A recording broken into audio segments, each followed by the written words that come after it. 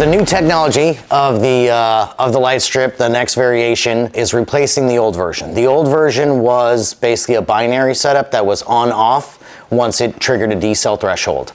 The new version, with the individually addressable LEDs that they provided us, give us the ability to visually show acceleration in a color, a neutral state, and slightly slowing down, and then the decel threshold. So now we have a much more, I guess, graphical representation of the vehicle momentum and the movement than we've ever been able to have before. Before, you were just trying to trust your eyes, and when the two cars were together, you could never tell if the lead one was slowing down or if the chase one was coming too quickly. Now we have a better representation of that, and hopefully that works out better for the fans and the judges. The judges define areas that the drivers are allowed to decel in. In theory, with last year's light, in those zones is when the binary light would come on. Now with this one, you'll be able to see that they're decreasing, or they're in a neutral state, or they're starting to decel a little bit more, or they're braking really hard. So there's much more, I guess, contrast in this one that you should be able to see much better, or more specifically where something's happening. The evolution in this light strip was due to the ability of Type S and their individually addressable LEDs. That basically is what changed the game and made this whole thing possible. Because without this, you can't make this visually happen. These are RGB LEDs, so they're multicolor. You can pick any color you want pretty much. The previous strips and most of the ones that are available are single color. So I can't do the green, the yellow, and the red that I can on this strip now. Basically, it doesn't have a control unit. It is a blank slate for me to start off of. So then we develop the control boxes and everything on our side that communicate with the vehicle CAN, coming from the ECU or coming from an AIM unit in the Pro vehicles to actually activate these lights.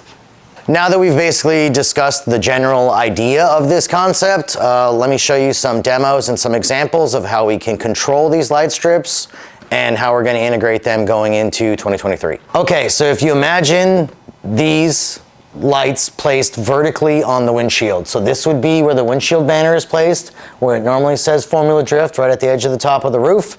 And this is where the hood begins. So as you're sitting in a neutral state, they will be blue, just like this. If you started to decelerate, it gradually starts turning yellow, moves its way down till it's halfway through the strip, and then it hits the visual decel threshold that we used last year, and the strip entirely turns red. Obviously, you start speeding back up again, you get back to your neutral state, and now you're starting to accelerate, out of the corner or down the track.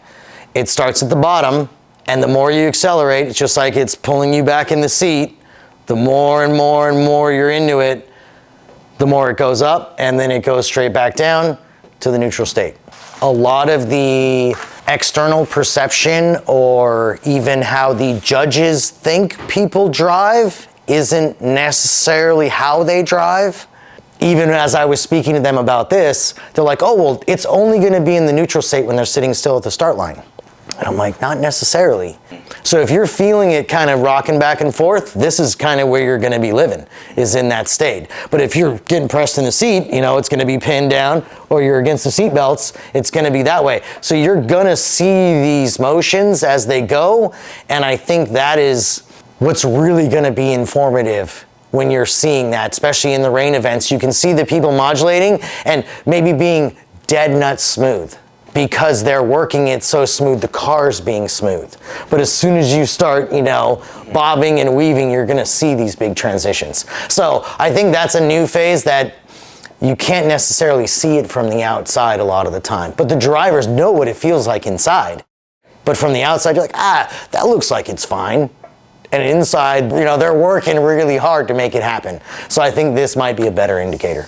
The behind the scenes that controls the Type S light strip is this box that we developed for last season. This is actually the programmer for it. This purple portion is the actual circuit board. I designed to hold these components to make assembly easier for us. This is a CAN converter, so it converts the CAN coming out of all the ECUs into something that I can visually read. And then we program this chip to interpret the data to what we want to lighten up these strips. This just makes everything easier for assembly. This is a new harness for this year that has a 6-pin connector on it. So these two strips are separated to hopefully make it easier for the drivers to install it in the vehicles. So they can just drop through on each side, connect in here, and then we should be good to go. So this is what's behind the AIM boxes that we have in the vehicles, and this will be for a new box that we're bringing out for the Pro Spec vehicles. So what we're looking at here is we're actually connected via PC Link, which is the Link engine management software, connected to the Link ECU. Currently, we just have a throttle position sensor connected for this demonstration so we can show this moving. So here's a digital version, dial version, and a bar graph version of that. This actual data is being exported to our unit, which this is the circuit board that I developed for doing this project. That brings in the CAN data. That brings it back out, and we can show that here on this screen. So the first column here is byte 1. So it brings it through on these numbers. This is all in decimal. And then this is byte 2, and it brings that across. Taking this with a math formula, you actually get this number, and we can see that these numbers actually correlate on here. From here, now that we have a 0 to 100% throttle that matches the Link ECU, I can use my board to output to these individually addressable LEDs. All right, so I guess I wanted to go over briefly a little bit of how the programming works and how this is set up. The chip that brings in the CAN is the MCP 2515, so that's the blue board here that we showed in the example earlier. Most of the ECUs run at either 1,000 kilobits per second or 1M or 500 kilobits per second. This happens to be 1M, so that portion on here is highlighted, and this one is commented out. So it's basically on here, just as a reminder, if I do have to make adjustments depending on the ECU, I bring that in, I select the CAN ID from here. I have different CAN IDs for depending on what I'm doing. These items that I'm highlighting here are the actual bits that come through. Math is done on those bits to show the results that we had earlier in the screen, and then we turn the stages on and off. So this section here happens to be for the throttle position demo that we had earlier. So above 80% throttle, it turns on all these stages. So that's the basics of how this works. So let's move on, and we'll show you what the final products are gonna look like when we bring them out to the drivers in Long Beach. So I just wanted to show you guys the finished product of what we're bringing out for the Pro vehicles. So inside this 3D printed housing is the chip that we discussed earlier. It mounts behind the standard AIM Solo 2 footprint and mounts with RAM mounts into the vehicles. It has 4-pin connector on it. That is our CAN high, CAN low, and 12 volts and ground, which is the FD data connector, so it'll plug right into that. The 6-pin here is power, ground, and control for the Type S light strips. So this portion is all on us. This is what we require the drivers to mount the opposite side in the vehicles. That takes care of the unit for Pro. Now I want to move on to the Pro Spec unit. So this is a new, basically condensed version with a similar chip inside. Doesn't use an AIM, has the same 6-pin that controls the Type S lights.